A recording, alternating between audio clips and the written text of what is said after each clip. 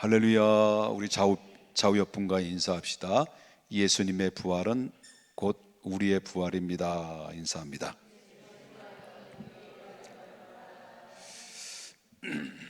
할렐루야. 예수님은 이제 죽음을 이기시고 이제 지난 주일날 부활하셨죠. 부활하셔가지고 이제 예수님께서 부활하시고 나서 어떤 일을 하셨을까요? 그냥 가만히 부활한 채 그냥 그 무덤 옆에서 이렇게 앉아 계셔가지고 제자들 한 놈씩 안에 불러가지고 너 일로 와. 너 배 받았지? 너 그럴 줄 알았어. 너 베드로 다른 사람 다 부인할 줄 알았는데 나만 부인하지 않겠다고? 너 일로 와. 너 더 맞아야 돼. 뭐 이렇게 한 사람 한 사람 불러가지고 책망하고 이렇게 이렇게 그런 게 아니죠. 자, 이런 가운데 있을 때 예수님은 부활하시고 첫 번째 막달라 마리아와 여인을 만나고 그리고 예수님의 부활을 저들에게 알려라 하고 이제 와보니까 이미 예수님 부활하시고 없어지고 또 요한과 베드로 와보니까 빈 무덤으로 보고 왔다는 거예요.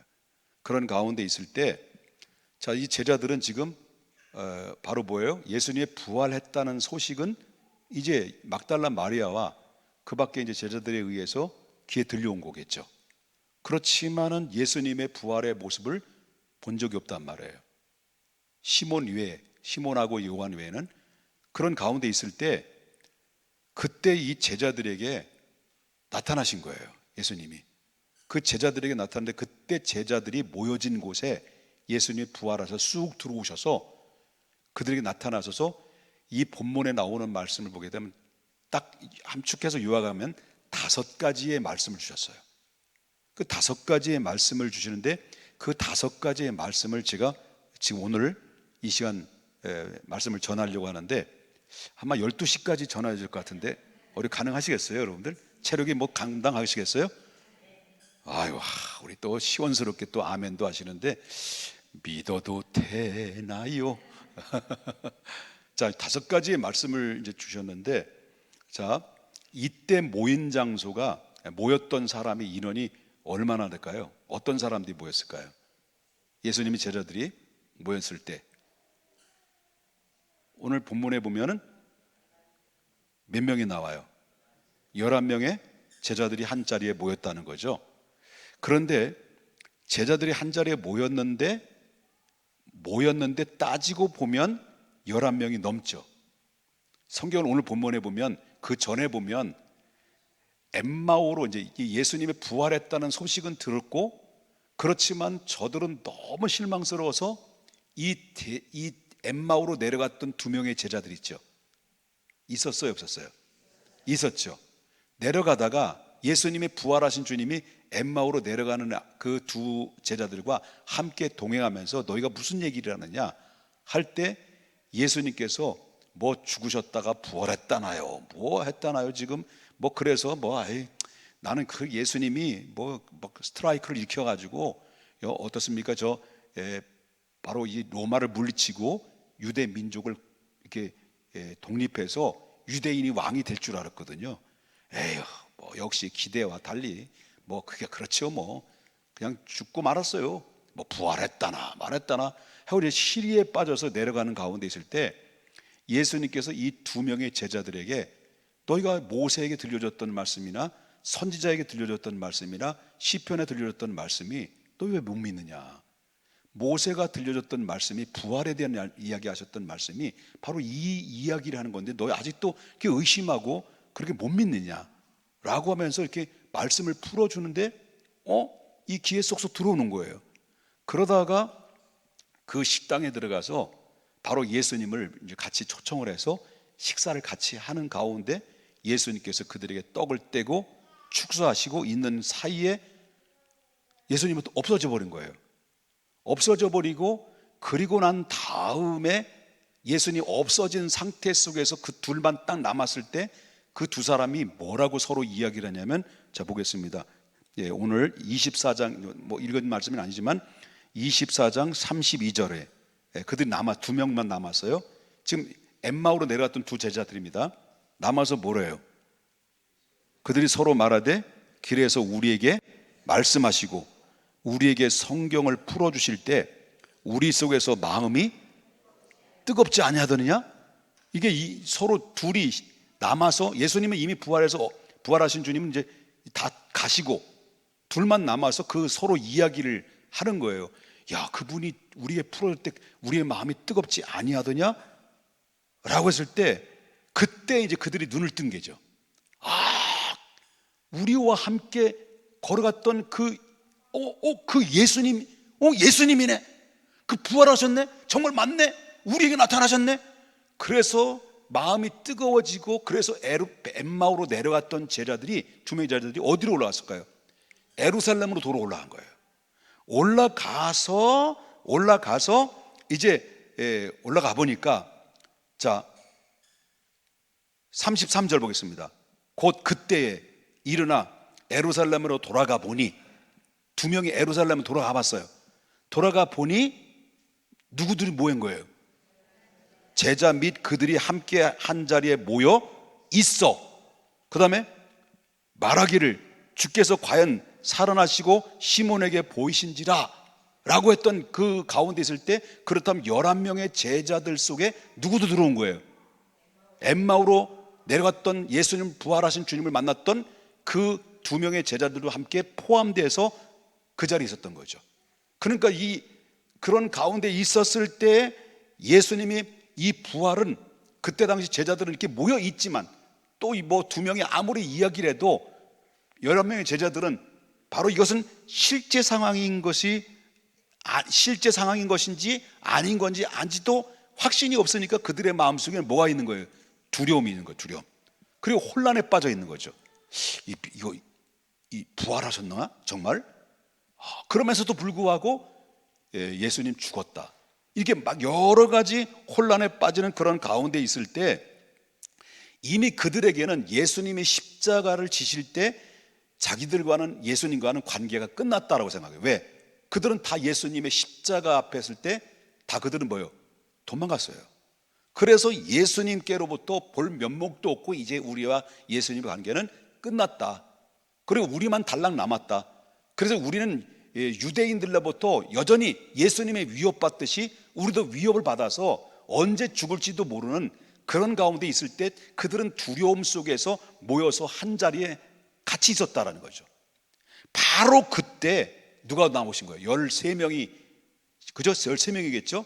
3명의 그 모여진 그 자리에 누가 들어온 거예요? 부활하신 주님이 36절에 보니까 들어오셔서 첫 마디의 말씀이 뭘까요? 첫 마디의 말씀이 너희에게 평강이 있을지어다. 리얼하게 말한다면 너희에게 평강이 있을지어다. 어때? 목소리 괜찮아요? 너 이거 너무 좀 그래. 너희에게 평강이 있을지어다. 이게 좀 조직 냄새 나는 것 같은데, 이게 평강이 있을지어다라는 이 말씀을 할 때, 이 평강이 있을지어다라는 한마디의, 예수님의 한마디가 예수님의 제자들의 내면적인 불안과 염려가 싹 사라지는 거예요.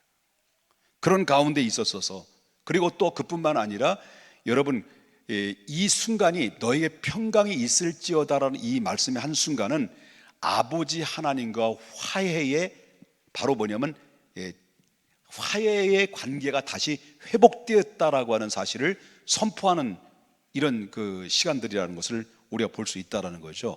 그러므로 그들에게 뭡니까? 평강이라는 한마디가, 예수님 나타났어요. 부활하신 주님이 나타났어요. 그래서 한마디의 평강이라는 말이, 너 왜 그래? 너 왜 그랬니? 너 모세 일로 와. 아니, 모세가 아니라 베드로 너 일로 와. 뭐 이렇게 예수님의 책망이 아니라 평강이 있을지어다. 이 음성 한마디가 그대 제자들의 마음이 어때요? 그 마음속에 두려움이 사라지는 순간 있었다는 거예요. 자, 우리가 살아가다 보면 믿음을 물론 가지고 있어요. 그죠?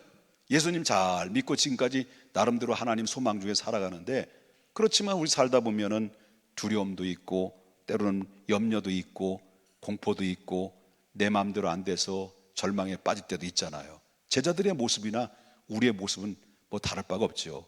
내가 믿음을 가졌지만 또 넘어지고, 내가 주님을 의지한다고 하지만 주님 바라보다가 또 세상 바라보니 주님 시선을 놓쳐버리고 또 실패하니 두려움이 찾아오고 내가 또 왜 이래 자괴감에 빠지고 뭐 이런 순간순간마다 우리에게 찾아와서 나는 실패자가 아니냐라는 그러한 바로 영적 자존감이 땅에 떨어질 때도 우리는 있을 수 있다는 거죠. 그런데 예수님은 제자들에게 예수님을 찾아간 것이 아니라 누가 찾아오신 거예요? 예수님이 찾아오셨어요. 그럴 때 우리가 두려움과 염려가 올 때마다 우리는 어떤 마음의 자세를 가지고 있었냐면 우리에게도 주 안에서 평강을 의식적으로 선포해야 된다는 거예요. 그리고 기도하라는 거예요. 그래서 내가 낭망하고 절망에 빠졌을 때 나를 바라보면서 나에게 어찌하여 넌 두려워하느냐? 너 김 목사야, 너 어찌하여 넌 염려하고 있느냐? 너 어찌하여 낭망하고 있느냐? 너 어찌하여 너 두려워하고 있느냐? 라고 하는 이 선포가 굉장히 중요하다는 거예요. 그래서 여러분 알다시피 다윗이라고 하는 사람은 생명의 위협을 10년 가까이 위협을 받아가면서 죽을 고비를 수백 번의 이상으로 넘겨가면서 살았으니 잠도 못 자고 늘 도망자며 사울의 질투에 의해서 죽임을 당할 수 있는 상황이 얼마든지 있는 그런 가운데 있었을 때, 노출되어 있을 때 하루하루가 살아가는 것이 두려움과 염려와 근심이 있었던 거죠. 그런 가운데서도 이 다윗이 버티고 견디고 이겨낼 수 있었던 것은 바로 뭐냐면 자기 자신을 향해서 자꾸 선포를 했어요. 그 말씀이 제가 소개해드린다면 시편 42편 5절인데 42편은 똑같은 구절이 두 번이나 나와요. 이 말씀이 두 번이 나오고 또 43절에 5절에도 똑같이 나와요. 한번 읽겠습니다. 다 같이 읽어보겠습니다. 시작. 내 영혼아 내가 어찌하여 낭망하며 어찌하여 내 속에서 불안하여 하는가? 너는 하나님께 소망을 두라. 그가 나타나신 도우심을 받으마. 내가 여전히 찬송하리라. 다윗이 자기를 향해서 내 영혼아 내가 어찌하여 낭망하며 불안하여 하는고? 너는 하나님을 바라라. 그 얼굴의 도우심을 인하여 너에게 능력 주시라. 나의 좋으신 주님, 내 영혼아 어찌하여 낭망하여 불안하여 하느냐? 이 다윗이 자기를 향해서 외치면서 그러면서 그가 마지막 결론은 뭡니까? 내가 어떤 상황 가운데서 선포하니 하나님의 마음속에 두려움이 사라지게 하셨고 평안이 찾아왔을 때 나는 오직 하나님만 찬송하리라는 입에서 나올 수 있을 만큼 마음에 뭘 얻었다는 거예요? 평안을 얻었다는 거예요. 우리도 마찬가지라는 거죠. 우리도 삶에 있어서 녹록지 않는 이 삶의 현장에서 수 없는 장애물에 넘어지고 또 실패하고 또 넘어지고 실패하고 두려움 속에 염려 속에 근심 속에 바로 압도당할 때마다 우리 또한 바로 뭐냐면 내 영혼아 어찌 낭망하느냐? 하나님을 바라보자 라고 했던 것처럼 하나님을 바라보면서 하나님께 기도로 선포하고 기도하면 우리 안에 뭐가 없어져요? 두려움과 염려가 사라지는 거예요. 여러분 빌립보서 4장 6절 보겠습니다. 7절까지 다 같이 읽겠습니다. 아무것도 염려하지 말고 다만 모든 일에 기도와 간구로 너희의 구할 것을 감사함으로 뭐예요? 감사함으로 하나님께 아뢰라. 접속사 그리하면 모든 지각에 뛰어난 하나님의 뭐? 평강이 그리스도 예수 안에서 너의 마음과 생각을 지켜주시리라. 할렐루야. 바로 예수님의 제자들에 나타난 제자들이 예수님 찾아간 것이 아니라 예수님이 찾아오셨습니다. 그리고 예수님께서 첫 마디가 너에게 평강이 있을지어다라는 이 외침이 우리에게도 어찌하여 낭망하느냐? 낭망하지 말자. 하나님을 바라보자. 하나님 찬양하자. 하나님 내가 이기겠습니다. 모든 두려움아, 모든 염려야 내 안에서 사라질지어다라고, 그리고 감사한 마음으로 기도할 때 모든 염려와 근심은 사라지고 내 안에 기쁨과 평강이 회복되는 놀라운 역사가 임하게 될 것이다. 두 번째는요, 이제 세 번째, 네 번째는 빨리 끝나, 그냥 읽기만 할 거예요. 두 번째는 믿음과 격려였습니다. 첫 번째는 뭘 줬다는 거예요? 평강이 있을지어다. 그 다음에 38절과 39절을 보겠습니다.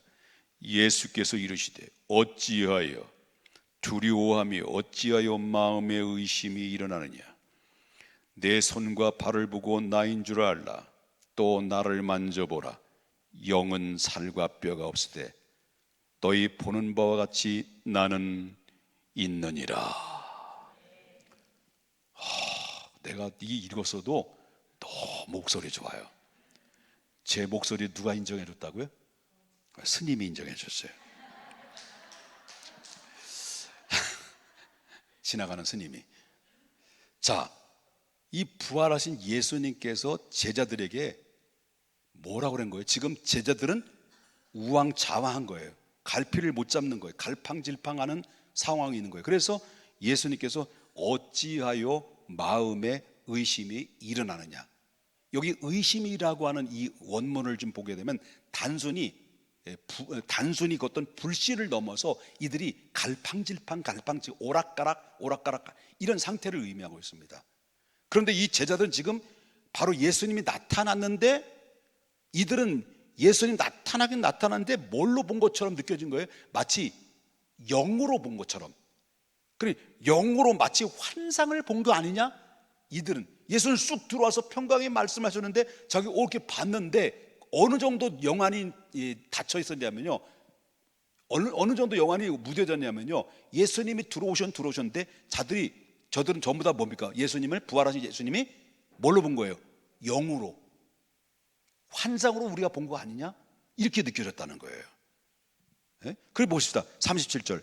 그들이 놀라고 무서워하여, 예수님 일단 들어왔어요. 그리고 뭐라고 그랬어요? 평강이 있을지어다 할 때 그들이 무서워하여 그 보는 것을 영으로 생각한지라. 봤는데 영으로 생각한지라. 혹시 내가 우리 환상 본 거 아닌가? 이렇게 했다는 거예요. 그래서 예수님께서 그들의 갈팡질팡 마음으로 혼란한 가운데 있을 때 예수님께서 그거를 의심의 안개를 한 방에 거쳐주기 위해서 하셨던 행동이 바로 뭐냐면 39절입니다. 내 손과 발을 보고 나인 줄 알라. 직접 보여줬단 말이에요. 그래, 나를 만져봐라. 만져봐라. 영은, 너희들이 생각하는 영은 뭐가 없다는 거예요. 살과 뼈는 없을 때 너희가 보는 바와 같이 나는 뭐였다는 거예요? 있다는 거예요. 심지어 구운 생선까지 드셨어요. 구운 생선까지 가져와라 드셨단 말이에요. 그러므로 예수님의 부활은 그들이 생각했던 영적인 환상이 아니라 실제 몸을 가지신 모습으로, 부활의 모습으로 제자들에게 지금 보여주신 거예요. 또한 예수님의 부활의 몸은 시간과 공간을 제약을 받지 않은, 이 부활은 부활하셨는데 시간과 공간을 제약을 받지 않는 완전한 새로운 차원에서 몸으로 부활하신 거예요. 그래서 여러분 알다시피 요한복음 20장 19절에 보면, 보겠습니다. 이해되는 거예요? 이해 안 되시면 그냥 가만히 있으세요. 요한복음 20장 19절. 이날 곧 안식 후 첫날 저녁 때 제자들이 유대인들을 두려워하여 같이 저들이 모인 곳에 문이 어떻게 했다는 거예요? 왜 닫았을까요? 두려워가지고. 이미 닫았어요. 그런데 부활하신 예수님께서 그곳에 들어오신 거예요. 제자들이 열어준 게 아니라 그냥 들어오신 거예요. 그냥 들어오셨어요. 쑥 들어오셨어요. 그래서 서서 너에게 평강이 있을지어다. 오늘 본문의 말씀과 같은 맥락이에요. 쑥 들어오신 거예요. 그러면 이 모습은 시 공간은 제약을 받지 않지만 몸은 있는 거예요. 새로운 변화, 새로운 그런 그 부활의 모습으로 예수님께서 부활하셨다는 것을 볼 때 그 예수님의 부활은 앞으로 우리들도 이와 똑같은 모습으로 똑같은 몸으로 우리가 부활할 거라는 것을 보여준 것이다라고 하는 것을 보게 된다는 거죠. 그래서 빌립보서 3장 21절 보겠습니다. 그는 만물을 자기에게 복종하게 하실 수 있는 자의 역사로 우리의 낮은 몸을, 이미 죽었다 할지라도 낮은 몸을 어떻게 해요? 자기 영광의 몸의 형체와 같이 변하게 하시리라. 예? 그러면 예수님의 부활은 우리의 부활에 뭐가 됐다는 거예요? 지난주에 첫 열매가 된 것처럼 우리도 요렇게럼 부활이 해서 주님을 만나서 영원토록 하나님 나라에서 하나님을 영화롭게 하는 그런 하나님의 모습으로 우리도 그렇게 변화가 될 것이다라는 것을 보게 된다는 거죠. 자, 이 말씀을 부활 정리를 한다면 예수님의 부활의 몸에 대해서, 부활하신 예수님의 몸에 대해서 좀 정리합니다.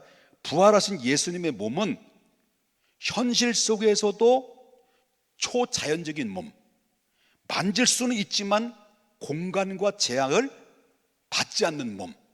이해되셨어요? 만져봤단 말이에요. 도마가 만져봤단 말이에요.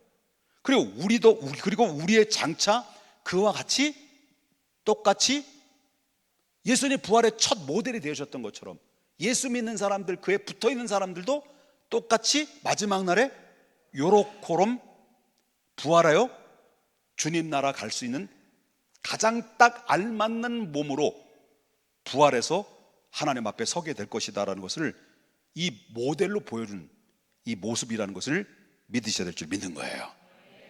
그래서 우리는 부활의 믿음을 믿어야 돼. 그게 부활의 첫 열매. 그렇죠? 그래서 여러분 얼마나 복받은 사람이에요.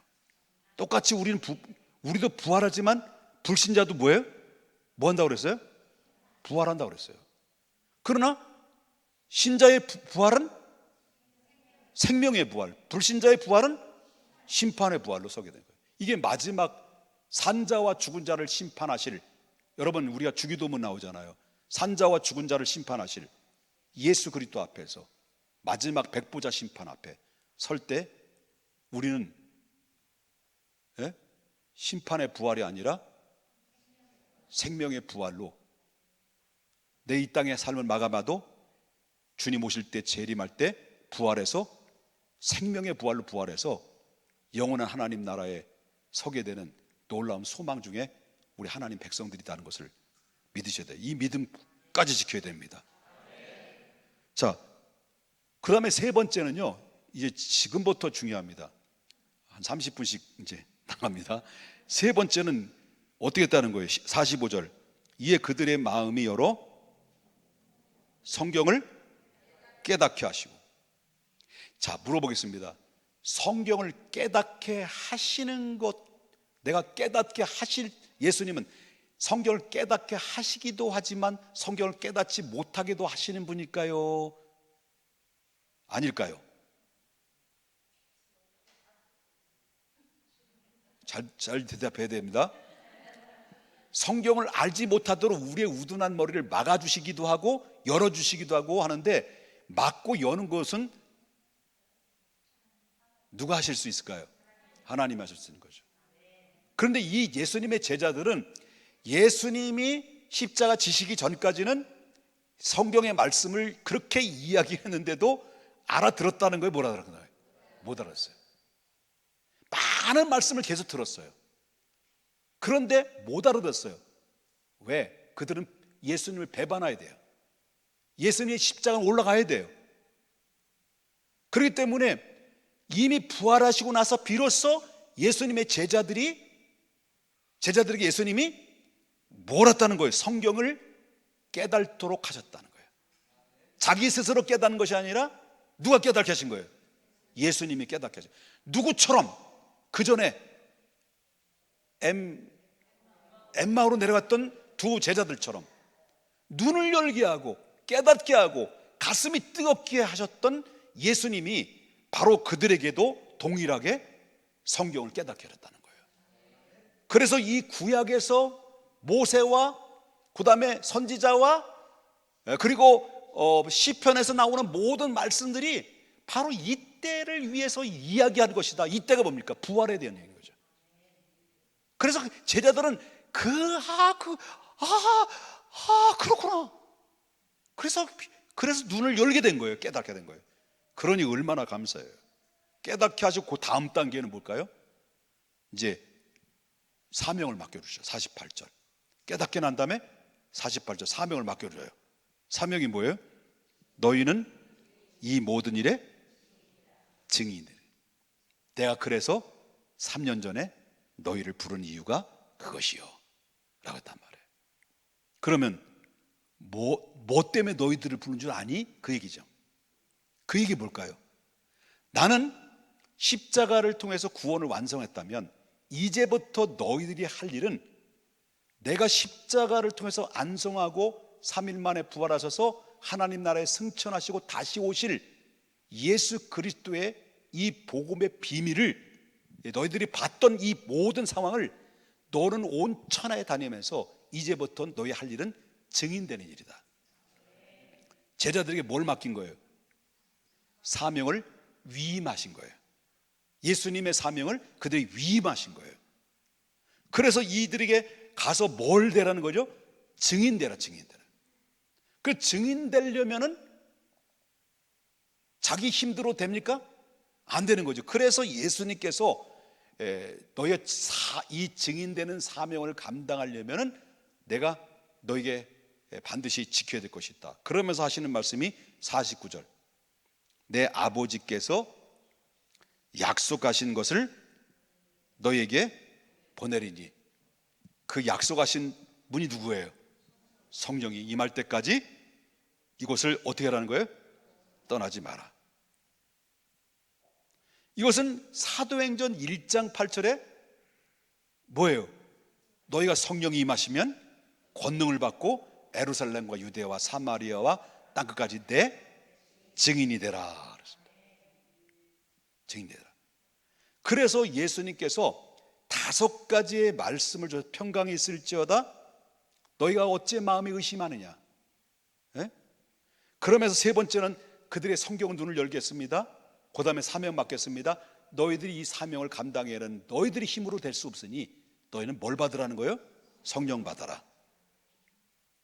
그래야 할 때 너희들을 통해서 하나님 나라가 전 세계의 만방에 땅끝까지 복음이 전파되는 초석이 될 것이다 라고 하는 이 말씀하는데, 이 말씀은 우리에게도 동일하게 적용된다는 것을 우리 믿으셔야 된다는 거예요.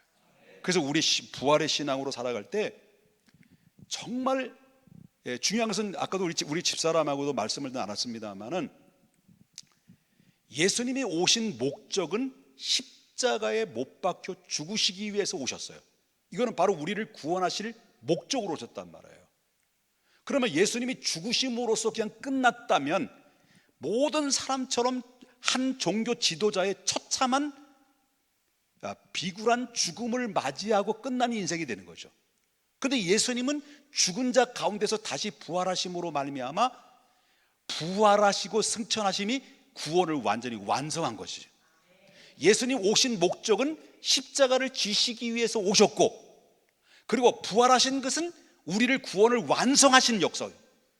그 구원을 완성하셨으므로 바로 이제 우리가 구원을, 이 기쁨의 이 완성은 바로 뭐냐면 누구든지 이 사실을, 예수님이 이 땅에 오셨고 죽으셨고 부활하셨고 이 모든 것은 나의 죄를 위해서 죽으셨고 나를 구원하시기 위해서 부활하셔서 나를 하나님의 백성으로 삼아주시기 위해서 이 땅에 오시고 구원을 완성했다는 이 복음의 소식을 전하고, 그들은 누구도 이 말을 듣고 믿는 자는 다 영생을 얻을 수 있는 놀라운 역사가 임하게 됐다. 그래서 우리도 이 믿음을 가지고 이 한 사람이 한 영혼을 구원의 길로 인도하기 위해서는 우리도 우리의 입술을 통해 뭐가 돼야 되는 겁니까? 증인돼야 된다는 거죠. 기도하겠습니다. 거룩하신 하나님 아버지,